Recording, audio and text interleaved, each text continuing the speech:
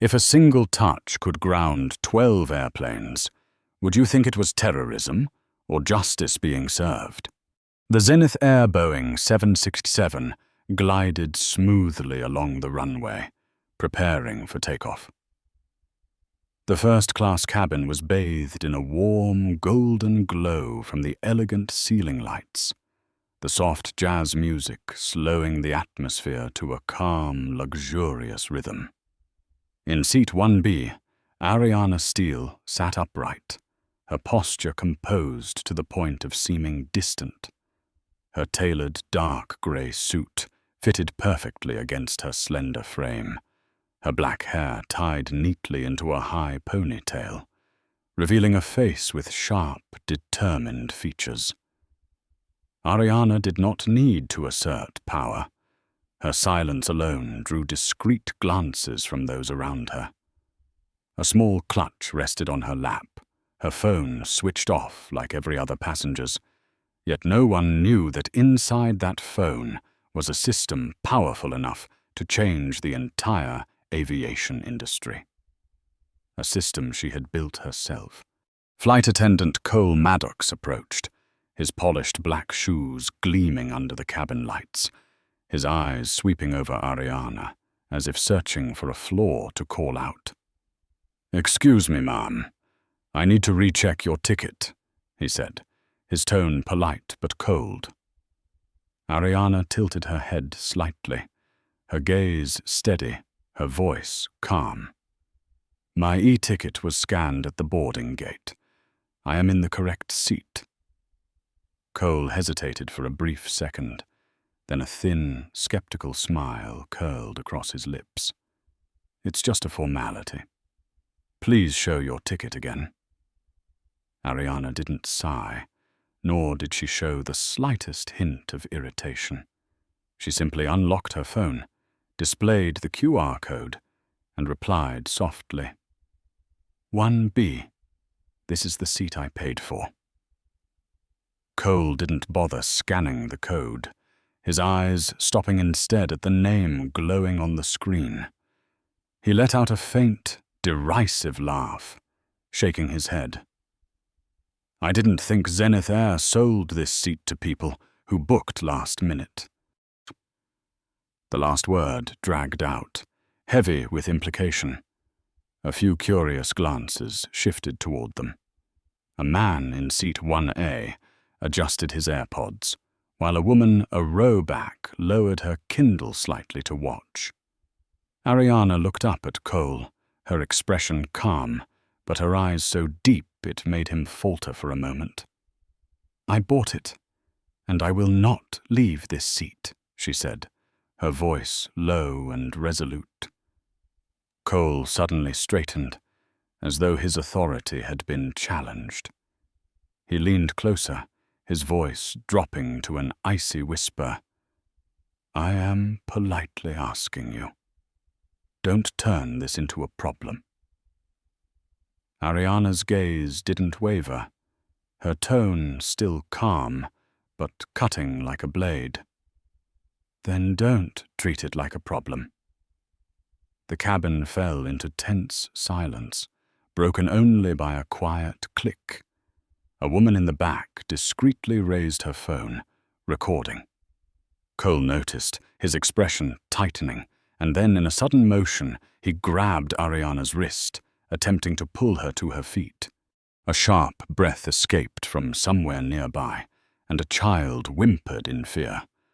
Ariana's eyes flickered slightly as the grey sleeve of her suit slid back, revealing a matte black bracelet engraved with a silver triangle entwined with 3 circles. A symbol only those in the aviation industry would recognize.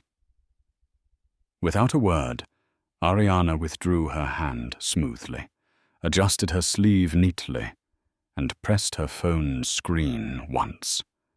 In that moment, no one realized what was about to happen. But seconds later, the warm golden glow of the cabin lights abruptly shifted to a pulsing red.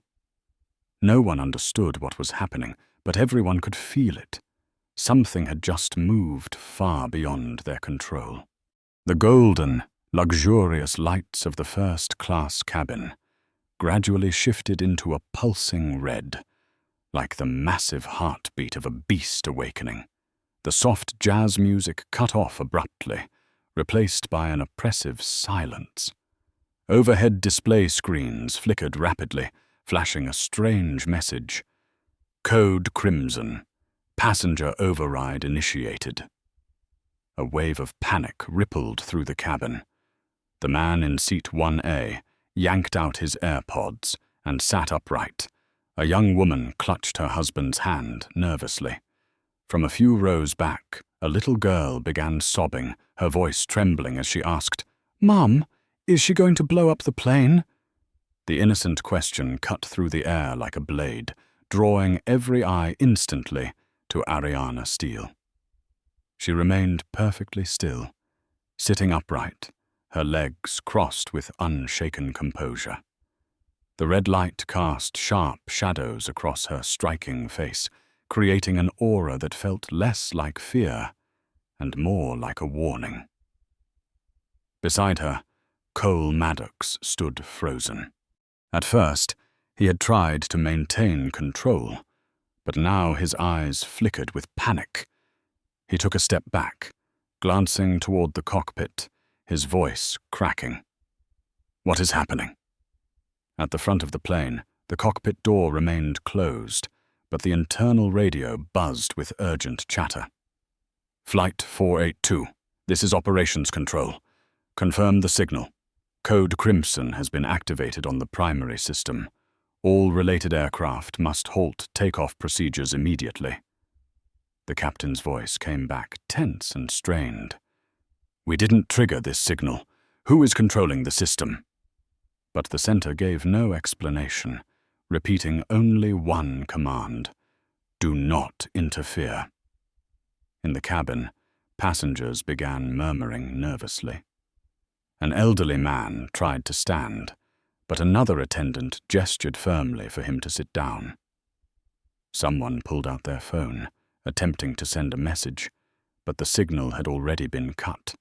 On the seatback screens, a silver triangle entwined with 3 concentric circles blinked rhythmically, the same symbol that gleamed on Ariana's bracelet. Ariana herself remained silent. She placed her clutch neatly on her lap, tilting her head slightly to look out the window, as though none of this involved her.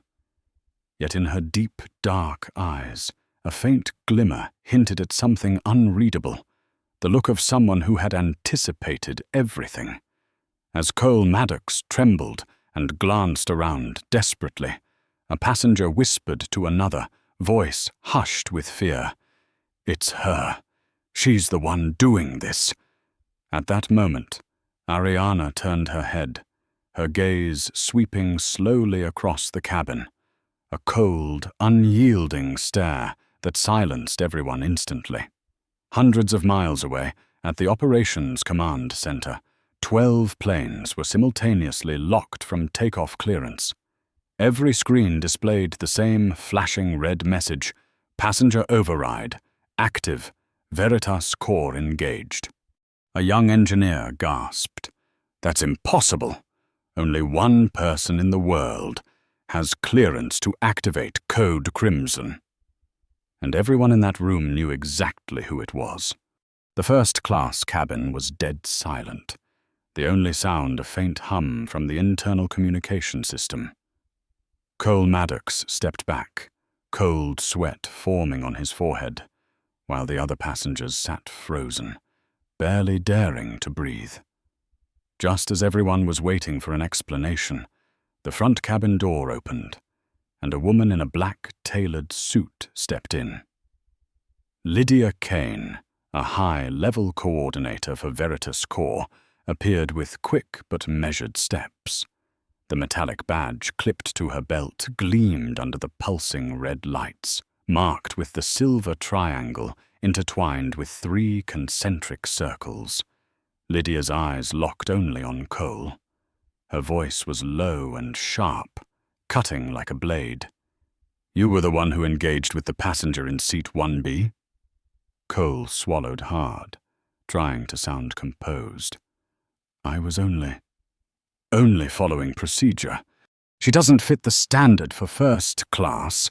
Before he could finish, Lydia raised her badge toward him, her tone slicing through his words. Leave the aircraft, now! Her voice wasn't loud, but the cold authority in it sent a chill through everyone in the cabin. Cole opened his mouth as if to protest, but Lydia's icy stare froze him in place. Without another word, he turned and left, the hushed murmurs of a few excited passengers trailing behind him. The cabin was now left with Ariana Steele, still seated calmly in 1B, legs crossed, her expression as composed as if everything were unfolding exactly as planned. Lydia stopped before her, tilting her head slightly, her voice lowering almost respectfully. Are you all right, Dr. Steele? A ripple of whispers spread through the rows behind them, several passengers repeating that name in disbelief. Ariana Steele, the very name made a few passengers stiffen, recalling news reports about the woman who created Veritas Core, the automated ethical oversight system transforming the entire aviation industry. A young passenger, his face pale, stammered to the person beside him. She's the one with the authority to activate Code Crimson, isn't she? The answer came directly from Lydia as she straightened and addressed the entire cabin, her tone steady and composed. All Zenith Air flights are currently grounded to facilitate a federal-level investigation. You are safe. But from this moment on, you will follow every instruction. No one dared ask anything further. Meanwhile, in Zenith Air's main operations center, an emergency meeting was underway. 5 massive screens displayed the same line of confirmation. Passenger override verified by Steele. Ariana. 0. Tier access. One senior executive muttered under his breath. God, if she activated it personally, something serious must have happened. At that exact moment, passenger recorded clips from seat 1B began flooding social media, the headlines short and explosive. First-class woman grounds 12 planes with a single touch. Ariana, unfazed by the chaos, tilted her head slightly to look out the window. Her face reflected in the glass, calm as a still lake. But in her deep, dark eyes, something was stirring. Something about to awaken. At Zenith Air's main operations center, the air was thick, heavy like the calm before a storm. 5 massive screens flashed with the same glaring red message. Passenger override, active, Veritas Core analyzing full system. Flight paths, navigation signals, and passenger information were all frozen. Every data display showed the familiar silver triangle emblem. A middle-aged supervisor attempted manual access to regain control, but his screen instantly locked, displaying a chilling warning. Do not interfere. What is she actually doing? A young engineer stammered, his hands trembling over the keyboard. In the corner of the room, the operations director, a man once deemed untouchable, held his phone, about to make an emergency call to the Department of Transportation, only to realize Veritas Core had blocked all internal communications. A young female coordinator whispered to the person next to her, "You know, there's only one person in the entire aviation industry who can command a lockdown on 12 planes at once." All eyes turned toward the name blinking on the screen. Ariana Steele. Across online forums, news of 12 grounded flights spread like wildfire. Even though the information control system tried to suppress it, passenger recorded videos circulated at breakneck speed. Under headlines like, "The woman in seat 1B is controlling the skies," and "Did Veritas Core act on its own, or is someone behind it?" millions of comments erupted in confusion, outrage, and overwhelming curiosity. Back in the first-class cabin of Flight 482, the pulsing red light still washed over everything, making hearts race in rhythm with it. An elderly passenger sat with hands clasped in prayer, while a young woman gripped her phone tightly despite having no signal. Cole Maddox, now being held near the rear exit, yelled desperately at a flight attendant, "You don't understand, she can't do this!" But no one paid attention. Ariana sat motionless, like a cold monument. Her eyes scanned the rows, passing over each face, not with anger, but with a sharp, calculating gaze, as if she were memorizing them all. Then, something unusual happened. The seatback screens suddenly flickered to life, streams of data scrolling rapidly across them. A young passenger exclaimed, This isn't the normal entertainment system." On the screens, the text scrolled too fast to read, but certain words stood out clearly. Internal record, Cole Maddox, 3 discrimination complaints dismissed by management. All eyes turned toward Cole, whose face had gone deathly pale in the rear of the cabin. An elderly woman near him murmured softly, "She's judging them."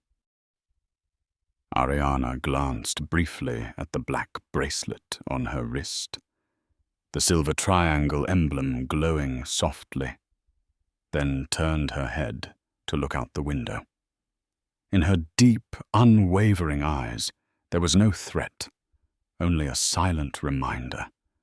The truth could never stay buried forever. The air in the first-class cabin felt heavy, as if every breath had thickened. All eyes were locked on the streams of data scrolling rapidly across the seatback screens. A few passengers read aloud in trembling voices, "Complaint suppressed. Passenger denied service due to appearance." The more they read, the more their expressions shifted from curiosity to shock. Cole Maddox, trapped at the rear of the cabin, sat pale and silent, too terrified to utter another word. Ariana Steele, however, remained perfectly composed, her face calm, as if everything unfolding had been planned from the start. Lydia Kane stood at the front, quietly observing. She neither questioned Ariana nor intervened, standing instead like a steadfast guardian. Lydia understood better than anyone.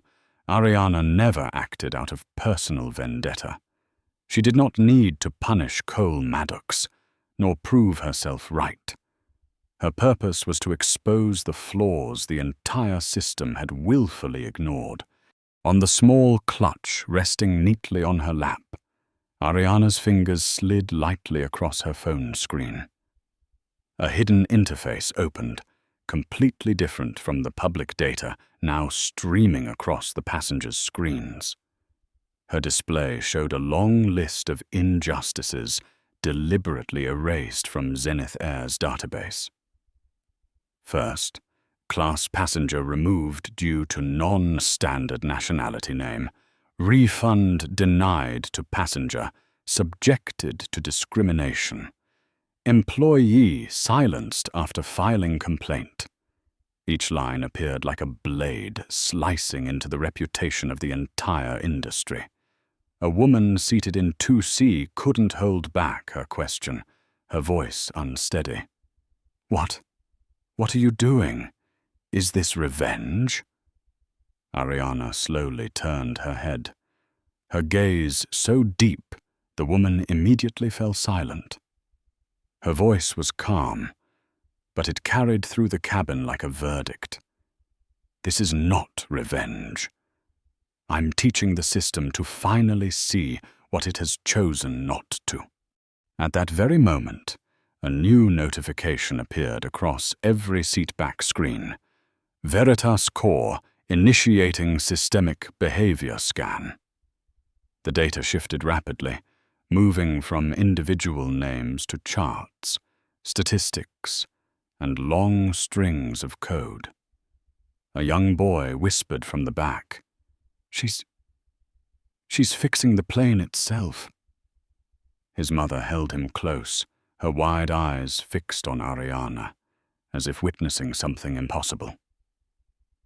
At the main operations center, senior executives watched in stunned silence. One of them attempted to override the analysis, typing a command to stop the process, but the system responded with a simple message: "Action denied. Logic restructuring in progress."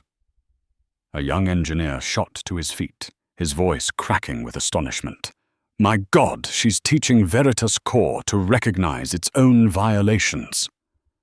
Ariana leaned back against her seat, closing her eyes briefly, not out of exhaustion, but as if allowing the system to do the work she had spent 15 years building. When she opened them again, her gaze no longer lingered on Cole Maddox or the data flashing across the screens. She stared out the window, where the evening sun blazed against the glass, and spoke softly, almost to herself. No one can hide the truth forever. At the same time, Flight 482 was engulfed in its pulsing red light. Thousands of miles away, another plane, Flight 617, was abruptly held at the runway. Passengers murmured nervously as the cabin door opened and a woman stepped inside. She offered no introduction, no greeting.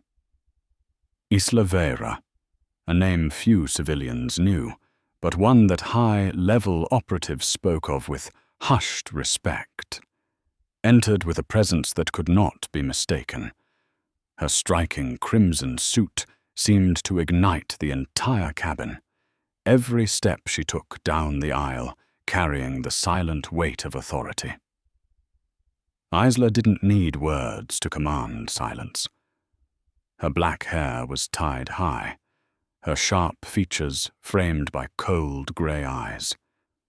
In her hand was a thin data card, its edges glowing faintly with silver light, the familiar silver triangle encased in 3 interlocking circles, pulsing steadily. As she passed the first-class section, she placed the card flat on the chief flight attendant's table, her deep voice steady, delivering only 4 words. "This list is too long." The chief attendant, usually composed and unshaken, went pale at the sight of the display lighting up on the card. Names scrolled across the screen, each tagged with red flagged violations logged by Veritas Core. Priority seating denied for non-English speaking passenger. Forced to sign confidentiality agreement. Employee penalized for defending customer rights. She swallowed hard and turned to Isla, but Isla was already walking away, offering no further explanation. Inside the cabin, murmurs began to rise. A man leaned toward his wife, whispering, She must be connected to that woman on the other flight. They're working together." And indeed, Isla was the second hand of Ariana Steele, one of the few people trusted to conduct cross-route verification.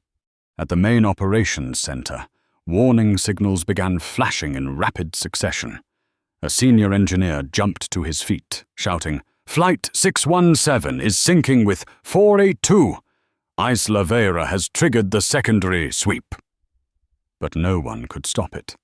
Every attempted override was met with the same cold system response, Veritas Core operating at autonomous level. On Flight 482, Lydia Kane received the direct alert on her handheld device. She glanced at Ariana Steele, who sat poised, her gaze fixed out the window, as if she had known Isla would intervene. Lydia gave a small nod, her voice low enough for only Ariana to hear. The secondary sweep has begun. Ariana didn't reply, but the faint curl at the corner of her lips was enough, not a smile, but a sign that everything was moving exactly as planned. The pulsing red light in the cabin quickened, beating like a heart accelerating before major surgery. A young passenger gripped the armrest, whispering nervously, "What are they doing? This feels like a hunt." But Ariana was different. In her deep, unwavering eyes burned a steady glint of resolve. This was no hunt. This was a cleansing. The pulsing red light in the first-class cabin continued to flash like a steady heartbeat, but the tension grew sharper as an unexpected turn unfolded. In seat 1A, Ronan Hale, the silver-haired man who had remained composed since the start of the flight, suddenly leaned toward Ariana Steele. In his hand was a sleek device no thicker than a credit card, its soft glow streaming endless lines of moving code. Ronan gave a faint smile, his voice low but clear enough for Ariana to hear. "You're trying to teach the system how to judge. I prefer a different approach, teaching it how to adapt. Optimizing fear is far more effective than justice." Ariana didn't turn to face him, her gaze still fixed on the window, but her voice cut through the air, sharp and cold, audible to the nearby passengers. "Optimizing fear only multiplies injustice. I correct mistakes while you turn them into a game." Ronan smirked and tilted the device slightly toward her, revealing a flashing line of text. "Echo Watch Protocol. Active." In that instant, the Veritas Core system aboard the flight shuddered as if interrupted by a new command. The seatback screens flickered, displaying two simultaneous scanning sequences, one belonging to Veritas Core, the other to Echo Watch. A passenger gasped, "Something's trying to take control!" Lydia Kane immediately stepped forward, but Ariana raised a hand, signaling her to stop. She showed no fear, finally turning her eyes toward Ronan. For a few seconds, their gazes locked. Two of the sharpest minds in aviation now standing on opposite sides of morality. On the screens, streams of data split into two distinct colors: Veritas Core's deep blue and Echo Watch's pale yellow. A young passenger whispered under his breath, "It's competing against itself." And that was exactly what it had become. No longer a simple line of code, but a duel of intellect, where two opposing philosophies wrestled for control over thousands of files at once. At the operations center, panic broke out as an engineer shouted, "Echo Watch isn't an official protocol. Who authorized its access?" But no one could answer, because Ronan needed no authorization. He was the one who created it, a covert program funded by airlines to fine-tune data, masking the most subtle violations. Back in the first-class cabin, Ariana's fingers lightly touched the black bracelet on her wrist. The silver triangle encased in 3 concentric circles glowed brighter, and the streams of blue code on the seatback screens began accelerating. Her voice rose, calm but unwavering, EchoWatch may optimize mistakes, but Veritas Core was built to expose them. Ronan tilted his head slightly, his eyes gleaming with the excitement of facing a worthy opponent. He smiled faintly. Then let's see if your system can withstand real pressure. A long, steady beep echoed through the cabin as the entire aircraft vibrated slightly, not from turbulence, but from the two systems colliding head-on. Passengers gripped their armrests tightly, some whispering desperate prayers. But Ariana exhaled slowly, her eyes steady, unshaken.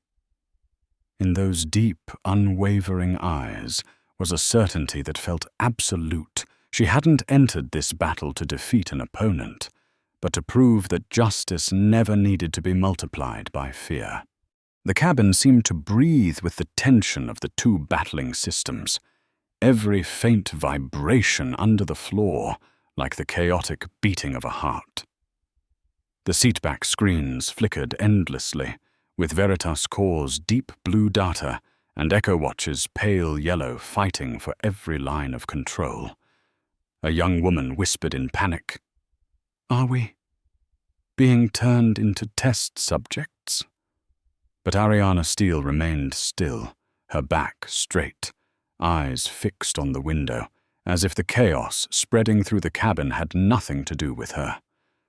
Ronan Hale tilted his head, his gaze filled with challenge. "Your Veritas Core is impressive, but it won't last long. Real power lies in making people accept mistakes as a natural part of the system.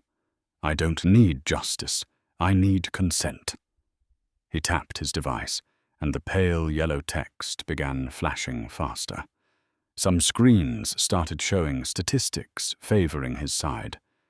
90% of customers accept selective priority service. 82% of employees never report internal policy violations. But Ariana didn't respond immediately. She placed her hand on the black bracelet around her wrist, the silver triangle encased in 3 rings, suddenly glowing brighter, its pulse deep and resonant. Her voice was low, almost a whisper.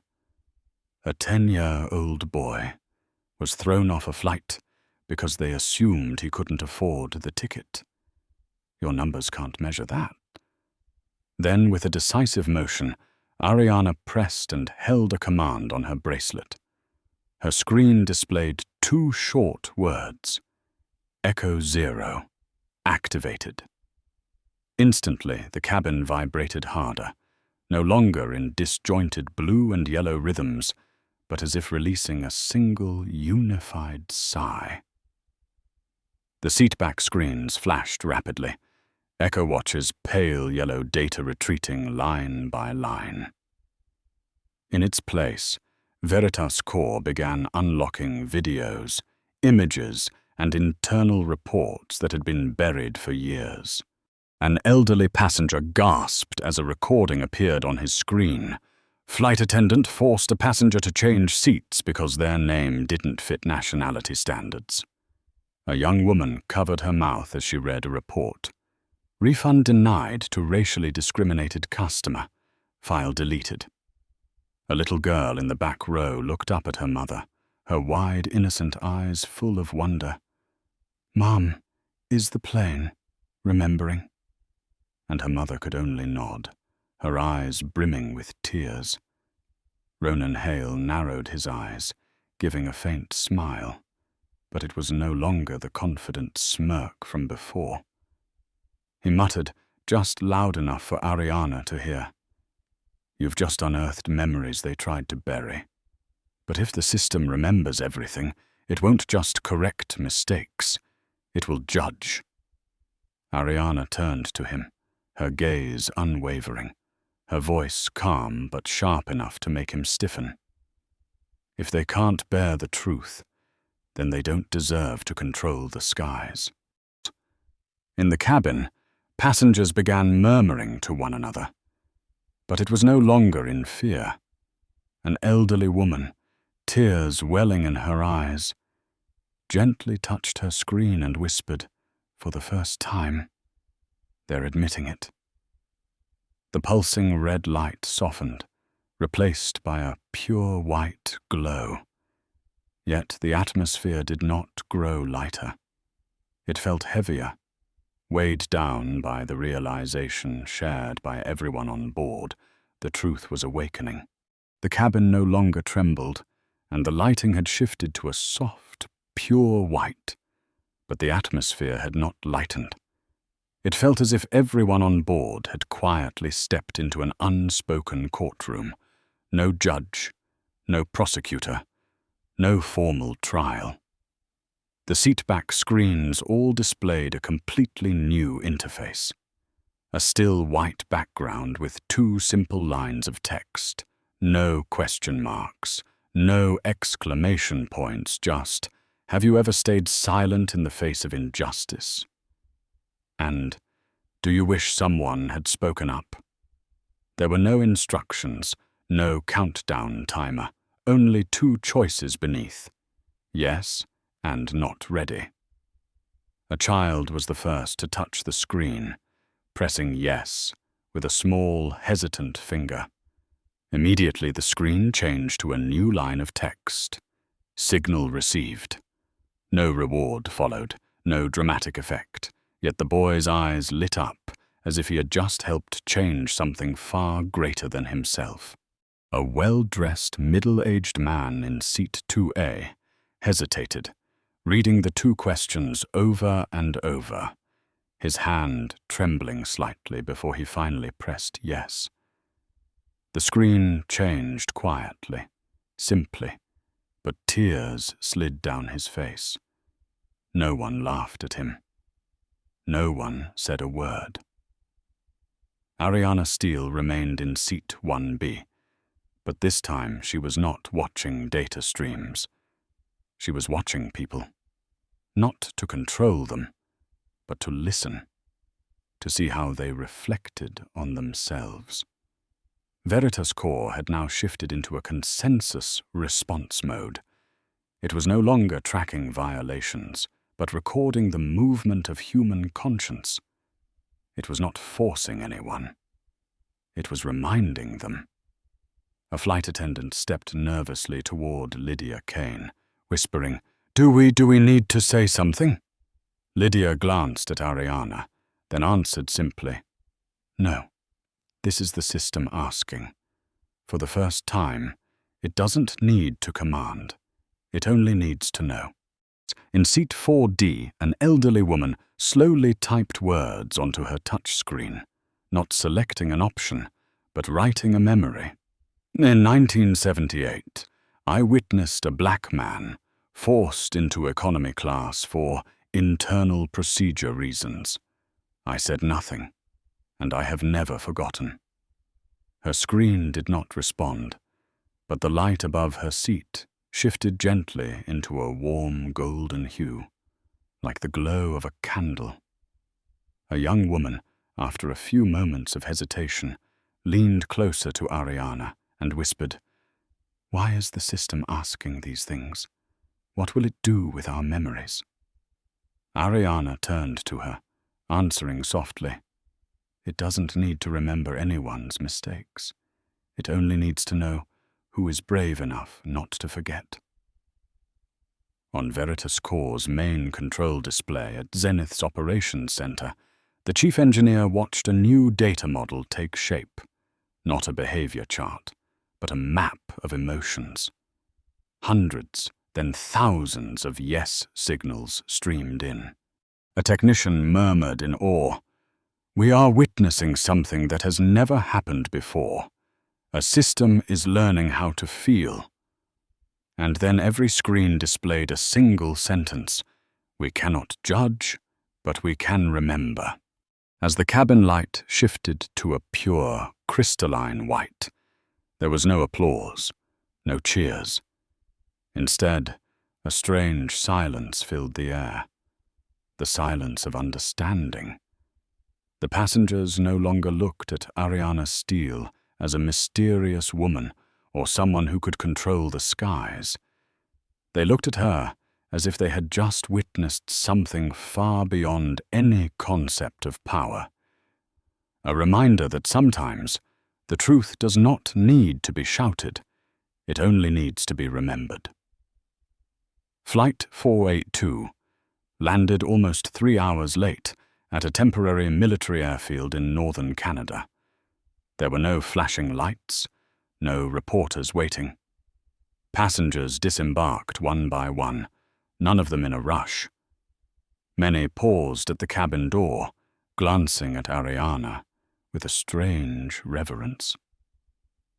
Some gave her a subtle nod, others placed a hand over their heart in a silent gesture of gratitude. Cole Maddox was escorted away without resistance, his face pale. He was neither handcuffed nor formally detained, but his lowered gaze said everything. There was no place left for him to hide. Ariana was the last to step off the plane. Her heels touched the thin layer of frost on the ground, the sound soft yet enough to make the nearby security officers instinctively stand straighter. Lydia Kane walked beside her, speaking quietly. Everything has been recorded. They won't be able to hide anything anymore. Ariana did not respond. Her gaze lingered on the snow-covered horizon, distant and unreadable. 3 months later, the story of Flight 482 had yet to appear on mainstream news, but it had spread across social media, through private aviation forums, and whispered conversations at dinner tables. The phrase "Code Steele" had become a new term, used as a warning to anyone making decisions. Stop, think again, before you bury a mistake. Flight 482 still sat at that military airfield, covered in snow and ice like a silent monument. People said that on moonless nights, the cabin lights still flickered gently, and if you stood close enough, you could hear a faint whisper from inside. We cannot judge, but we can remember. Visitors from around the world came, not to take photos or record videos, but simply to stand in silence, leaving small slips of paper under the aircraft's stairway, with simple words, "I remember. I will not stay silent anymore."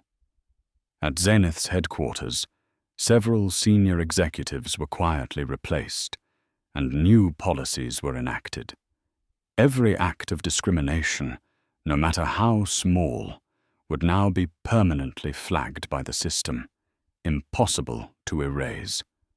A veteran aviation expert remarked, "From now on, the skies are not just controlled by pilots. They are controlled by the memory of all of us." Ariana Steele never appeared in the media, never gave interviews, and left no public statements. She vanished as if she had never been there.